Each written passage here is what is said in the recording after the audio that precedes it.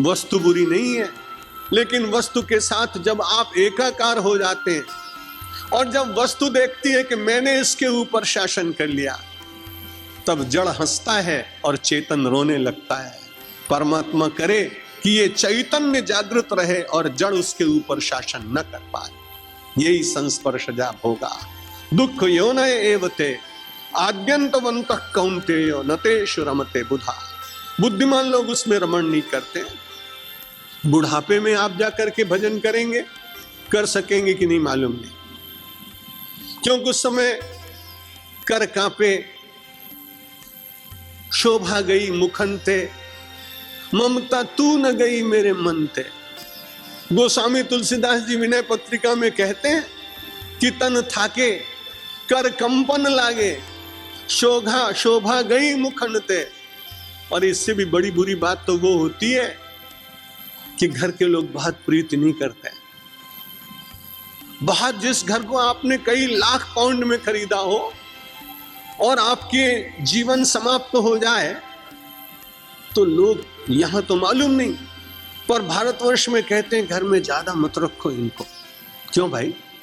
घर इसका है, अभी तक उसके नाम पर है, म्युनिसिपैलिटी में तुम्हारा नाम हुआ ही नहीं अभी। वो कहता है इस बात की चिंता नहीं है कि उसका मकान नहीं है, लेकिन वो सूरदास जी महाराज जीवन का सत्य बताते हैं कि जाति रियाते प्रीति घनेरी, सोई देख डरई हैं, जा दिन मन पंछी उड़ जई हैं, ता दिन तेरे तन तरुवर के सब पात जर जई। और गांव के लोग आकर कहेंगे, घर के लोग कहेंगे, घर के कहें बेग ही काढ़ो, अपने घर से इनको जल्दी से निकालो भाई। क्यों? अरे भूत भय कोई खई है, अगर ये भूत हो गए फिर रोज तुमको तंग करेंगे, इसलिए भूत न बने, इसलिए इनके महाभूतों को अग्नि में समर्पित कर दो। ये जीवन का सत्य, इस जीवन के सत्य का भगवान स्मरण करा रहे हैं कि बुढ़ापा आने से पहले ही शक्नोती है वही सोढ़म। 23वां श्लोक 23 चैप्टर 5। शक्नोती है वही सोढ़म प्राक शरीर विमोक्षणात् काम क्रोधोद्भवम वेगम सयुक्त ससुखी न रहा। कौन व्यक्ति सुखी है, कौन व्यक्ति योगी है? आप पैंट पहने, आप साड़ी पहने, आप श्वेत वस्त्र पहने, आप भगवा वस्त्र पहने, सब कुछ विचार नहीं। वो कहते हैं सयोगी, वो व्यक्ति तो बड़ा योगी है। कौन? जिसके जीवन में काम का वेग उठा लेकिन उसके साथ बहा नहीं, क्रोध की तरंग आई पर मुख से एक भी अपशब्द निकला नहीं, और मुख की आकृति बिगड़ी नहीं, और उस क्रोध के द्वारा उबला नहीं। कोई आदमी बहुत बार क्रोध में उबलने लगते हैं। मैंने एक आदमी ने राजस्थान में कहा, महाराज इनको तो इतना क्रोध आता है तो उबलते हैं। मैंने कहा बटाटा उबले से मानस के उबले से यदि क्रोध कभी आदमी को उबालने लगे तो बड़ी कठिनाई है। परमात्मा ने आपको क्रोध के द्वारा उबलने के लिए थोड़ी भेजा है। काम की तरंगों में आप अपने विवेक को भूल जाएं, इसलिए परमात्मा ने थोड़ी भेजा है। समुद्र में पहले स्नान कभी किया नहीं था, केवल आचमन किया था। बहुत लोग स्नान कर रहे थे, स्नान करना वो कला है, सबको आती नहीं, इसलिए वो लहरों को देख करके मुझे बड़ा डर लगता था। एक आदमी ने कहा कि देखो ये लहरें आपका कुछ नहीं बिगाड़ सकेंगी, जब लहर आए ना तो तीरे से अपने भीतर बैठ जाइए, लहर ऊपर से निकल जाएगी फिर वापस चली जाएगी। उसने मुझे एक कला सिखाई, मुझे बड़ी अच्छी लगी, और बड़ी देर तक समुद्र में स्नान करता रहा। आध्यात्मिक दृष्टि से चिंतन करने की आदत। इसलिए मैंने कहा मनुष्य का शरीर मिला है, इसलिए काम की उर्मियां और लहरें नहीं उठेंगी, ये कहना तो संभव नहीं। लेकिन जिस समय कामना या काम की लहर उठे उस समय जल्दी से गोता लगाने का मतलब कि आंखें बंद कर भगवान के चरण में बैठ जाओ। काम की लहर आएगी, उलट जाएगी और आप निश्चित रूप से उससे बच जाएंगे। कामना और क्रोध दोनों की लहरें आए, लोभ की लहर आए, ईर्ष्या की लहर आए, लेकिन डुबकी मारो। लेकिन डुबकी मारते समय कहां? क्षीर सागर में बैठे हुए भगवान के चरणों का ध्यान कर। निश्चित रूप से उनके अनन्य ध्यान से हम सब लोगों की वृत्ति पवित्र हो जाएगी। गीता ने कहा शक्नोती है यह सोढ़ुम प्राक शरीर विमोक्षणात्। अपने शरीर को छोड़ने से प्राक माने पहले जो व्यक्ति काम क्रोध के वेग को सहन करने में, उनके साथ न बहने में, उनका दृष्टा बन जाने में, उनका साक्षी रहने में जो समर्थ हो जाता है, वो व्यक्ति सयुक्तः, वो योगी है। सयुक्ता स सुखी, और उसके बाद उसको वास्तविक सुख भी मिलता है। और बड़ी अच्छी बात कही अर्जुन को भगवान ने यहां, एक प्रकारांतर से बात कही है। गीता अपने अर्थ कई बार तुरंत बताती है, कभी कभी। अभी मैं विचार कर रहा था कि भगवान ने नरा शब्द का क्यों प्रयोग किया। भगवान ने अर्जुन से कहा कि देख, जो तू रो रहा है ना बार बार, जो अच्छे पुरुष होते हैं वो कम रोते हैं। मैं माताओं का बहुत आदर करता हूं, मेरे लिए तो जगदम्बा है। और मैं तो इसलिए भी आदर करता हूं कि ये नाराज हो जाए तो मुझे भिक्षा कौन देगा, मेरा घर परिवार तो है नहीं, इसलिए मैं माताओं का बहुत आदर करता हूं। लेकिन यहां श्रीमद् भगवत गीता कहती है कि वो व्यक्ति वास्तव में जो बार बार रोता है, उसको समझना चाहिए कि वो पुरुष है या स्त्री। यहां बार बार अर्जुन रो रहा है। अपने स्वजनों की चिंता करने के बाद भगवान ने कहा, अरे तू नर है और मेरे साथ तेरा संबंध है। बार बार लोग कहते हैं नरं चैव नरोत्तमम। जब नरं चैव नरोत्तमम ये बात कही गई तो उसमें नर है अर्जुन और नरोत्तम है नारायण श्री कृष्ण। इसलिए भगवान ने कहा, अरे मेरी राज तो रख। सब लोग तेरे को नर नर कहते हैं और तू छोटी छोटी बातों का चिंतन करके उदास हो रहा है। इसलिए मरने से पहले काम क्रोध लोभ मोह की इन तरंगों को सहन करने की आदत डाल और उसके बाद अपने नर रूप को सार्थकता प्रदान कर। शक्नोति यह सोढ़ुम प्राक शरीर विमोक्षणात् काम क्रोधोद्भवम वेगम सयुक्त ससुखी नरः। अंतिम श्लोक में बड़ी अच्छी बात कही, यदि आप अपने को भोक्ता मानते हैं तो आप दुखी होंगे। संसार में जितने अच्छे कर्म हैं वो सब यज्ञ ही हैं। केवल हवन करना ही यज्ञ नहीं है।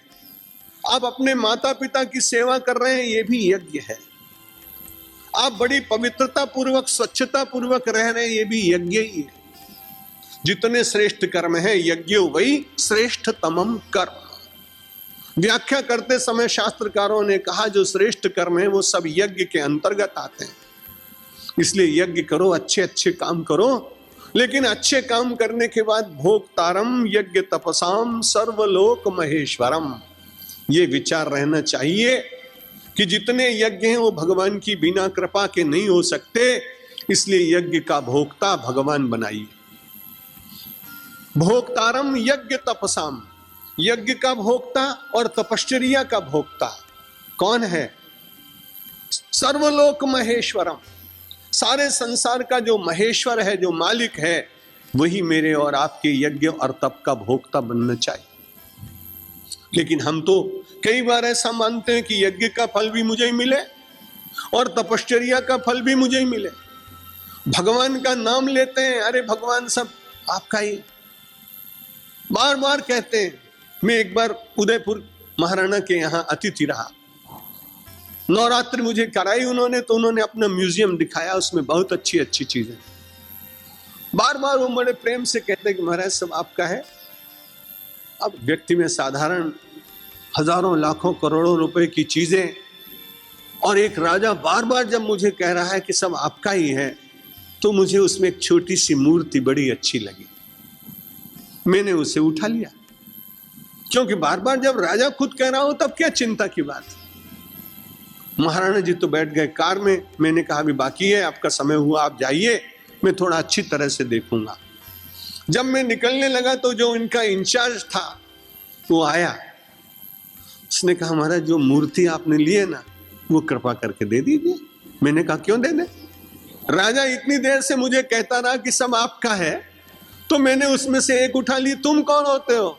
उसने कहा महाराज आप जैसे जितने महात्मा कभी भी आते हैं ना, राजा यही बोलता है कि सब आपका ही है, लेकिन बाद में कह जाता है कोई चीज उठाई हो तो जरूर चुपचाप ले लेना, ले न जाने पाए। हम और आप भी ऐसा ही करते हैं कि नहीं? भगवान सब आपका है, भगवान सब आपका है। लेकिन अगर उसमें से कभी सचमुच भगवान कुछ लेने लगे तो आप भी ठीक वैसा ही करेंगे अपने सिक्योरिटी इंचार्ज की तरह कि भाई ले मत जाना। यहां बड़ी अच्छी बात गीता कहती है, अभ्यास करो। तपश्चर्या भगवान के लिए, यज्ञ भगवान के लिए। उस यज्ञ तपश्चर्या का भोक्ता मुझे प्रसाद रूप से भगवान कुछ दे दे तो उसकी इच्छा की बात, लेकिन यज्ञ और तपश्चर्या का भोक्ता भगवान होना चाहिए। यदि यज्ञ और तपश्चर्या का भोक्ता भगवान को बनाया तो भगवान आएंगे। चित्रकूट में बैठे हैं, हनुमान जी बार बार चेष्टा कर रहे हैं कि तुलसीदास को दर्शन हो जाए, लेकिन तुलसीदास चूक जाते। लेकिन तुलसीदास की एक ही बात थी, घर छोड़ के आए थे, पत्नी ने तिरस्कार किया था, श्रद्धा बड़ी थी, समर्पण का बड़ा विचार था, सब पूजा भगवान को अर्पित करते और कहते सर्वलोक महेश्वरम, सारे संसार का जो महेश्वर है वो मेरी यज्ञ और तपस्या का फल ले, मुझे तो केवल दर्शन कभी हो जाए तो अच्छा। बैठे हुए मंदाकिनी वहां बैठी, आप कभी चित्रकूट गए हो? अब वहां पर से घोड़े पर बैठकर राम लक्ष्मण निकले।